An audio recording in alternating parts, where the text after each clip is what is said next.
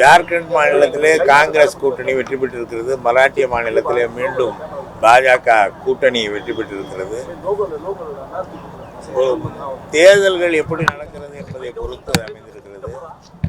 மராட்டியத்தை பொறுத்தவரை அங்கே இந்த கூட்டணியிலே சரியான புரிதல் ஒருவேளை இல்லையோ என்று கூட நான் கருதுகிறேன். அதனாலே மீண்டும் பாஜக வெற்றி பெறுவதற்கான ஒரு வாய்ப்பு கிடைத்திருப்பதாக நான் பார்க்கிறேன்.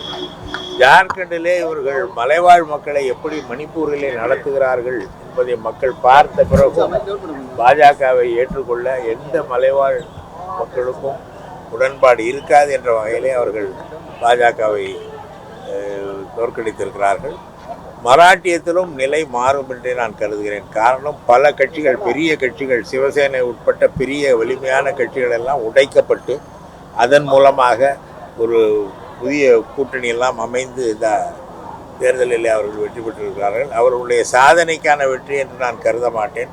மராட்டியம் ஒரு வளர்ந்த மாநிலம் என்ற வகையிலே இந்த 5 ஆண்டுகளில் அவர்கள் பெரிதாக சாதித்ததாக ஒன்றும் தெரியவில்லை. அவர்கள் அரசியல் காரணங்களை கொண்டு வெற்றி பெற்றிருக்கிறார்கள் என்றுதான் நான் கருதுகிறேன். பாதகம் செய்பவரை கண்டால் நாம் பயங்கொள்ளலாகாது பாப்பா, மோதி மிதித்து விடு பாப்பா, அவர் முகத்தில் உமிழ்ந்து விடு பாப்பா. அண்மை செய்திகளை உடனுக்குடன் தெரிந்து கொள்ள இணைந்திருங்கள் இயம்நாடு தொலைக்காட்சியுடன்.